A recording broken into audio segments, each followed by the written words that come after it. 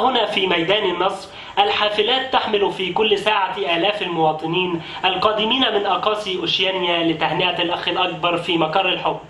وقد بلغني منذ قليل أنه ستقع الليلة مفاجأة عظيمة تحقق أمنية انتظرها ملايين الأوشيانيين منذ عدة سنوات. الليلة سيظهر الأخ الأكبر بنفسه ويلوح للجماهير من شرفة قصر الرئاسة بعد حلول الظلام. لا أفهمك ويليام، هل تقصد يعني أنه سوف يظهر بجسده المادي مثلا؟ أجل سوف يظهر بجسده المادي بعد حلول الظلام. هذا ما أكدوه لي. أخبار عظيمة يعني. أخبار عظيمة فعلا. شكرا لك يا ويليام. وبرغم كل ما رآه ويليام أعزائي المواطنون في ميدان النصر، ولكن ما زال يوجد في أوشيانيا مواطنون فاقدون لروح الوطنية، متقاعسون عن المشاركة في الاحتفال وجالسون في بيوتهم حتى الآن، وسوف تندهشون إذا عرفتم الأسباب. نعرض عليكم الآن أعزائي المواطنون تصويرا لمفسدي وحدتنا الوطنية. المفسد الأول المواطن رقم أسرة بأكملها، الأب، الابنة، الأم، أسرة بأكملها نائمة تماما، رغم أننا الآن في وقت الظهيرة يعني في تجاهل تام للاحتفالية الوطنية. حاجة تغيظ. المفسدون التالون المواطنان رقم 5600 و 5700 وهما زوجان. سجلت لنا شاشة منزلهما هذه الصورة. حقيقة يعني يقتلني الخجل. المفسد التالي المواطن رقم 5080، المواطنة رقم 5080. يبدو أنها انتحرت. نعم، يبدو عليها الانتحار بالفعل. أتمنى أن ينقذوها سريعا حتى يمكن إعدامها رميا بالرصاص. أكيد. جون من فضلك جون انقل لنا ما يجري في غرفة الزوجين.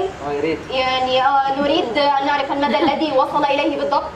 إذا أعزائي المواطنون ها هم الآن تحت الغطاء بالكامل، يعني مع نفسهم تماما. استغراق بشع في الملذات والتقاعس عن المشاركة في الاحتفال بالنصر. يعني أتعجب يعني كم من الوقت يحتاج للانتهاء من ذلك. لحظة عزيزي. ليه كده؟ رائع، شرطة الأفكار في طريقها الآن للقبض على الزوجين. أتمنى أن يصلوا سريعا. أكيد. والآن معا نحن وشعب أوشيانيا العظيم مع الأغنية الوطنية من أجلك يا أوشيانيا. من أجلك يا أوشيانيا.